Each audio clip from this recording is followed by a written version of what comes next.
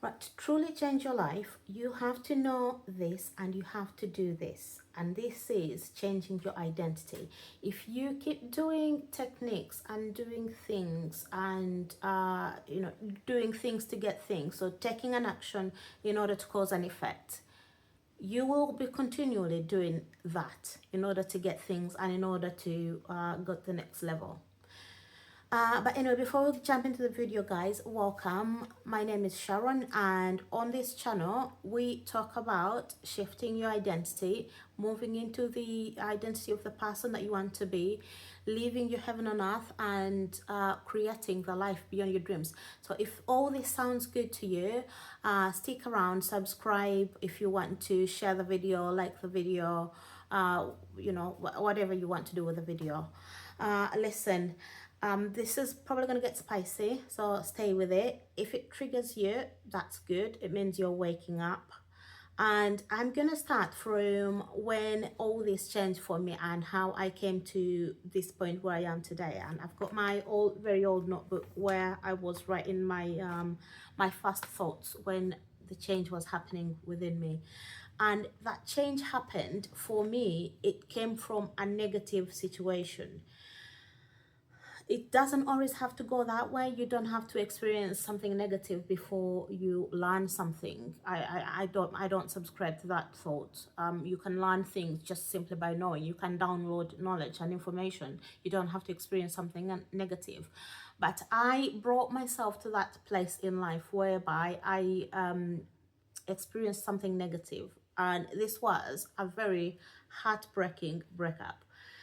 And something I say all the time in my videos is your outside world, the things that are happening to you are not happening, they're not being caused by something that's outside of you. They're not being caused by somebody, they're being caused by you. If you don't believe me, look at something that you recently experienced, especially something that you had a lot of emotion to it, and look at your thoughts about that thing. What were you thinking about that situation? If you have a love interest or something like that, and things are not going well, and maybe recently they ghosted you, you messaged them, they didn't reply, or whatever, just think of what were you thinking about that situation. What were you thinking about that person? If you look at your thoughts, and if you're willing to do this, to look at your thoughts, you will realize that you are creating the things that are happening to you.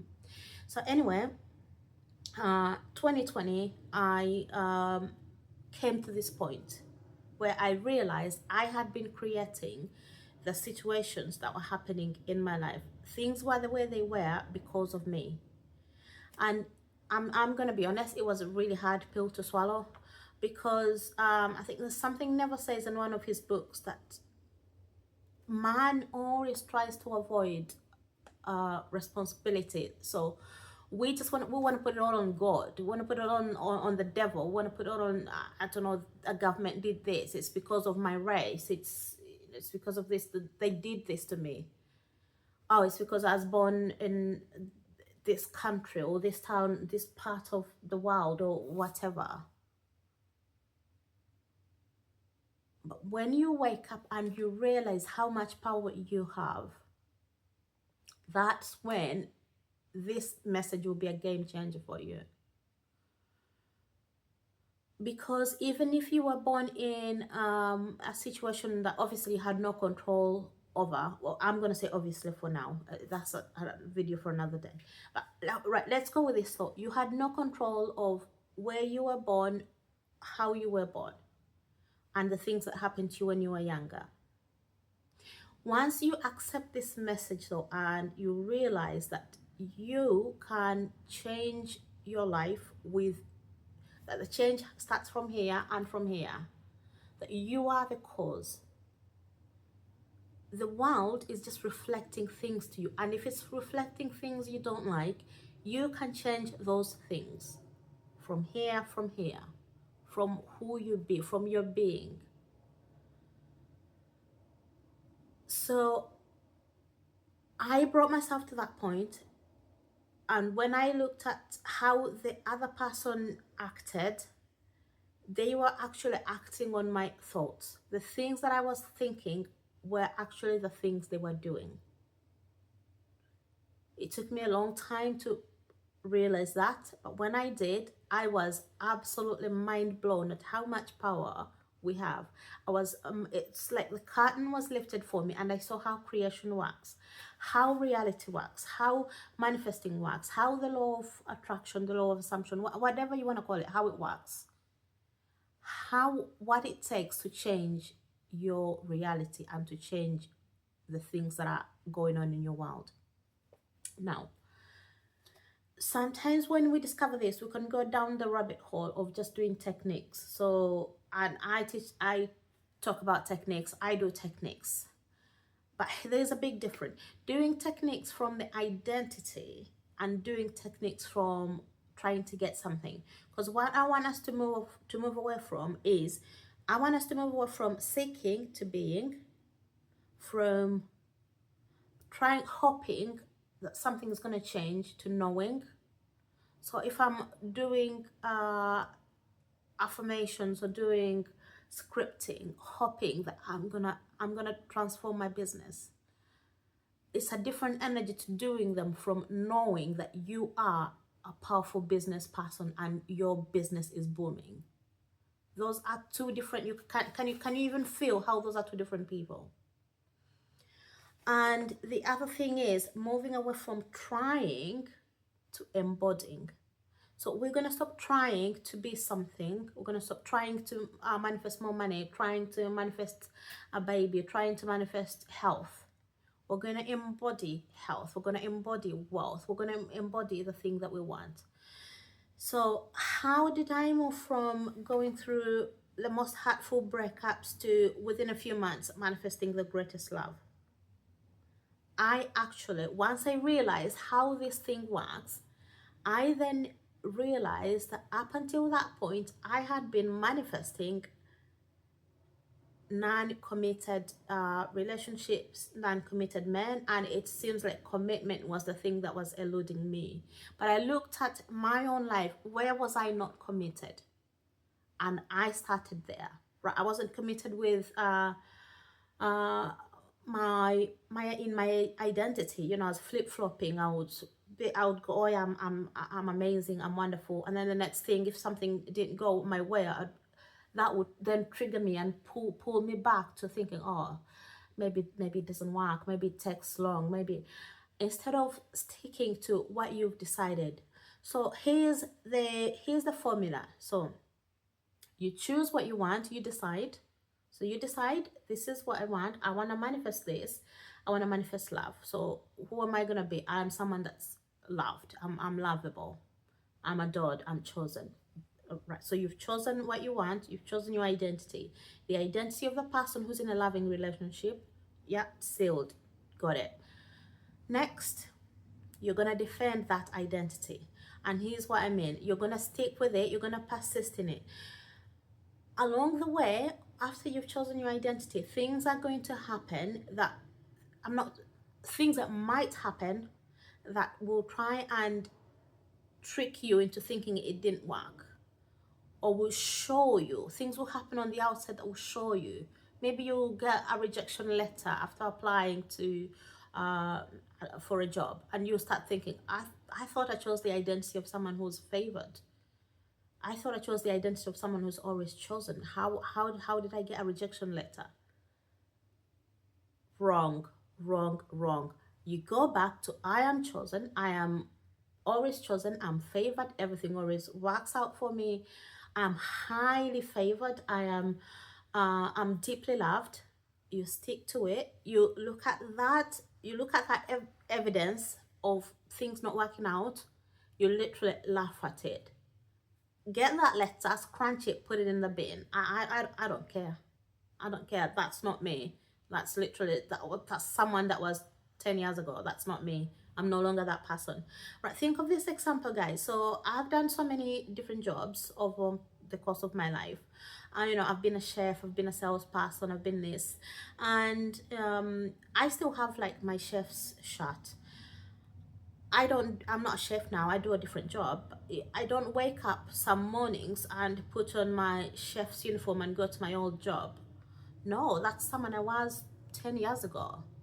It's the same with identity. You decide, this is who I am, this is what I want, this is how life works for me. You stick with it, you defend it. You don't, nothing moves you, nothing shakes you, nothing takes you away. Your thoughts, your mind will come and trick you, your body will try to trick you. Things on the outside might look like they're not changing.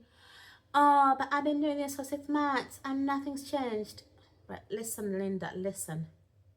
You decided, when you decided, it went into effect. Now you walk the course of that identity and you don't move. Nothing moves you. And in fact, you are so nonchalant about the 3D trying to show you shit that you didn't choose, trying to show you things that you've moved away from. You're so nonchalant about it that when it happens, you're just like, funny. That's so funny. I'm already wealthy. That's so funny that my bank account is showing I've got zero. There's a glitch in the system. I'm so wealthy. Literally, that's just gonna fix itself. That's fixed already. I am so wealthy. Money is coming to me right now. I'm infinitely wealthy. I have more money than I know what to do with. And you just keep that going throughout the day. There are coaches that will teach on robotica farming. It's not something I have taught on. It is something I have practiced, but I've practiced it from the identity from someone who already was or already had the thing that they wanted. I didn't practice it from a point. I have tried practicing it from a point of lack. When I first started this work in the very beginning, and I was obviously still finding my feet, finding my footing with these things, I was practicing it from a point of lack. But you have to move into the identity of the person that has the things that you want. My last video was about tapping to calm your nervous system around money and to manifest more money using your nervous system. And in that video, I touched on identity, and I talked about you have to move into the identity of the person that is already wealthy. So when you're doing the tapping, you're not tapping just to manifest $50,000. You're manifesting from the person who's already wealthy, and you're getting your body to align with this inner you, because our body sometimes wants to hold on to things that have happened that we've moved away from. You're telling your body, you already know this, but you're bringing your body on board with this message. Yeah, so what was the third step? Was it the third or the fourth? I don't know. Zero effort. We're moving into the life, the nonchalant life of zero effort. By zero effort, I don't mean not taking action. You might be led to take some actions towards the things that you want. I mean being so calm, so relaxed. When you know, nothing moves you. So my name is Sharon. If I'm walking along the high street and someone calls Linda, I don't turn around. Or if someone comes and shakes my hand and goes, "Hi, Linda," I don't cry and get upset. Like, you know, and I don't try and go sit down and set my timer for 10 minutes. I am Sharon. I am Sharon. I am Sharon. No, I don't do that. It is the same with changing your reality. You decide who you want to be. You decide how life works for you. You persist in that. Something on the outside tries to show you that this is not how it is. You ignore it. You ignore it in the fact that you don't put your energy on it, on trying to change it. No. Why am I trying to change the world when I'm already wealthy? Why am I trying to change? Why am I trying to manifest? Putting a timer in order for me to manifest £50,000 when I'm already wealthy. If I was already wealthy, do wealthy people put a timer on trying to manifest £50,000? They're already wealthy. Exactly. I'm already wealthy. When the world shows me that I'm not, when things try to show me that I'm not, when my mind, when these thoughts, the trickster in here tries to tell me that, oh, it didn't work. Oh my God, you got another bill. Oh, look at that. This has happened. Yeah, so what? I'm already wealthy. I'm wealthy anyway. That just means that 100 times of that is coming to me. I'm infinitely wealthy. I'm financially set for life. Things always work out for me. Everything in my life is perfect. And you go through your day doing these tangents of thoughts. You're having these conversations with yourself, and you persist in it, and you persist in it, because this is who you now are. So I am just going to read something quickly from the book, The Power of Your Subconscious Mind. And it says your subconscious will accept your blueprint. So once you decide this identity, you're creating a blueprint. Think of like a blueprint for a house. This is it, that done. This is how it's going to be. You draw the blueprint for the house, done. This is how it has to be. This is how it has to be built. You can tweak things in the blueprint, and once you tweak them in the blueprint, once you make any edits, it means the edits will be made into the final. When the final house is built, the house has to match the blueprint. This is what I'm trying to say. And your subconscious mind will accept that blueprint that you give it, and it will start to bring it to pass. If you give it a blueprint of someone who never succeeds, someone who finds it difficult, I am, my nerves get the better of me whenever I go in a big city, or I don't know, fill in the blanks.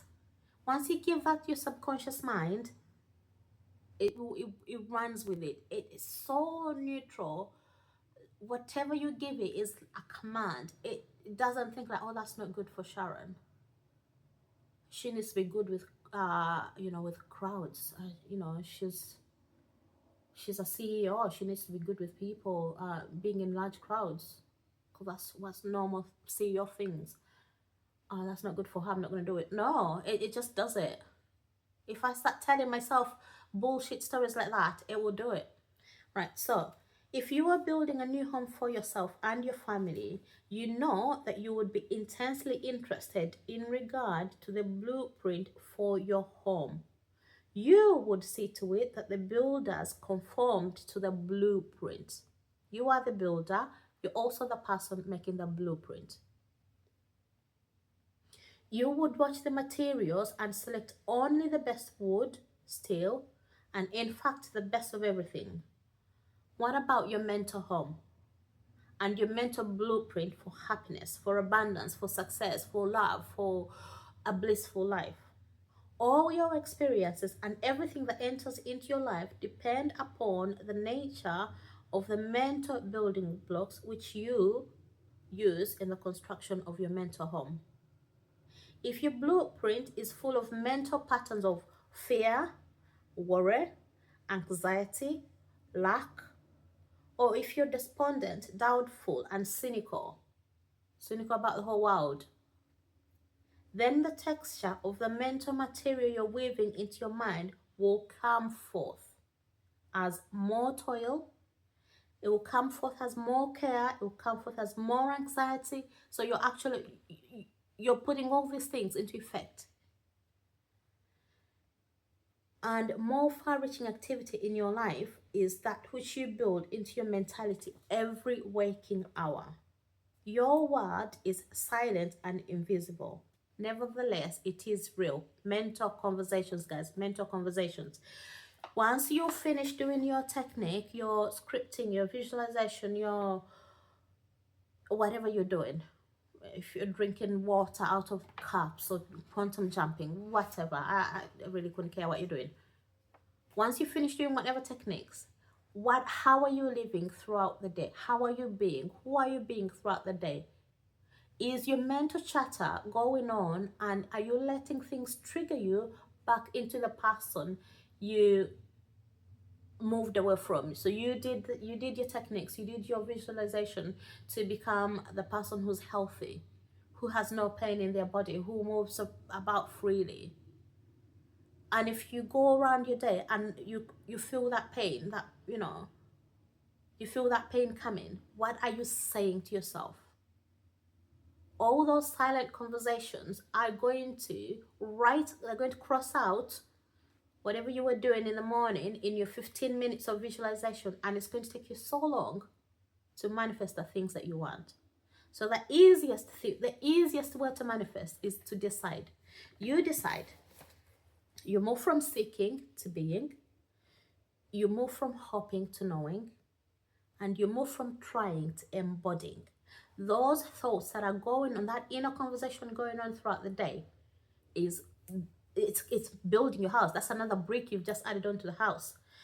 Neville says something along the lines of, thoughts do not recede, they go forth. I think it's something I've got in this notebook. Let me see if I can find it, and I'll read it exactly as it's written.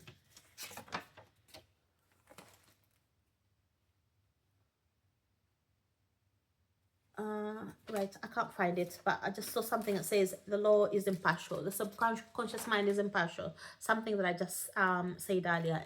It doesn't care what thoughts you give it. It will bring it to pass. And it will bring to pass those constant thoughts, those meant. So if you're doing a 15-minute visualization in the morning, 15-minute meditation, but for the rest of the 23 hours and 45 minutes, you are thinking about lack, you're thinking about how you're not enough, you're thinking about, oh gosh, oh my god, another bill, oh my god, oh they just asked me to pay for something else, oh no, I think I'm not going to have enough. Should I borrow the money? Should I ring someone already and borrow the money?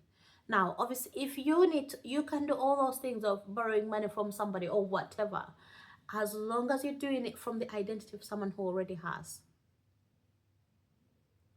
Before you borrow the money, remind yourself who you are. I'm infinitely wealthy. I have more money than I know what to do with. Money is always flowing to me constantly.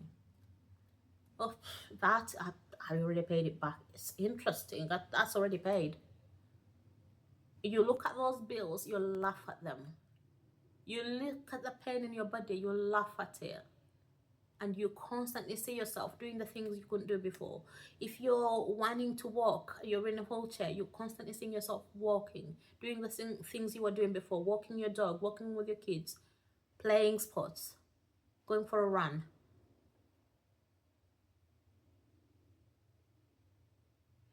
When you begin to observe your thoughts, you realize that only you and you alone are the cause of your reality.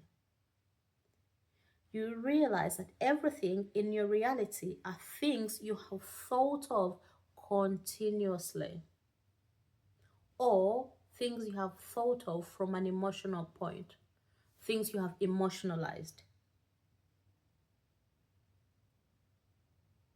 So if you are the cause of your reality, and if you up to now you're the one who's caused whatever is happening, that should be good news to you. And that's why I wrote it in my notebook in capital letters, brackets, good news.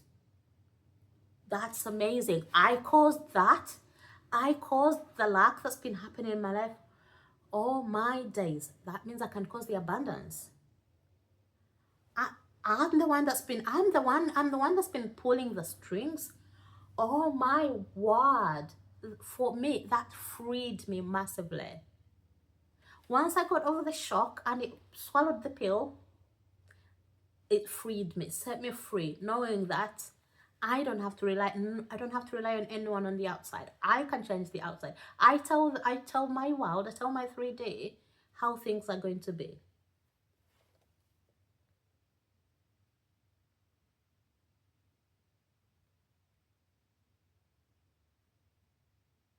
So your thoughts, when you think thoughts throughout the day, it's not like taking off your clothes. It's not like you think of it and it has no effect and you just leave it there and move on. No, it's going into the future. It's building your reality. It's bringing a blueprint that you don't even want sometimes.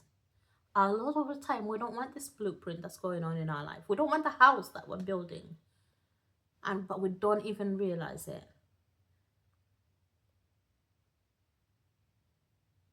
Your thoughts are the bricks and the materials that are building the house that's about to come, that you're about to live in. So imagine you're building a house with bricks of fear, worry, anxiety, doubt, unbelief, lack, poverty, everything. And then you're going to live in that house. Imagine living in a house of lack, poverty, fear. And I lived that way for a long time. When I started changing my life and my results, I only had a little light at the time. Even though I had what you would call a religious upbringing, and I read the Bible, I was reading the Bible from a religious perspective. The Bible is not a religious book. The Bible is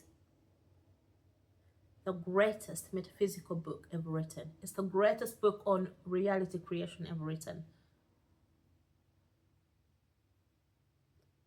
So I lived that way for years and years and years and years, constantly worrying, constantly afraid, constantly not having enough. And even when I would get more, I've shared this in my last video, even when I would get more, because I was still living in a house of built by bricks of lack and fear and anxiety and never having enough and poverty. Well, what else can you expect when you're living in such a house? Guys, this is easy. This is so easy. And maybe that might be the first place you want to start for you. If you're thinking, I'm not getting it, or this is difficult, rewatch this video and set the intention and decide, I understand these concepts. I understand what she's talking about. If effective immediately, I'm good at this. I understand it. I get it. This is easy. Creating a life that you love is the easiest thing ever. Living a life of heaven on earth, easiest thing ever. Easiest thing ever. Because every single thing in the universe is responding to you. Every single thing, every single person, every single entity in the universe will rise to support what you decide. So decide, this is who you are, and this is what you get to have. This is how you get to live life. Defend that identity throughout the day and night.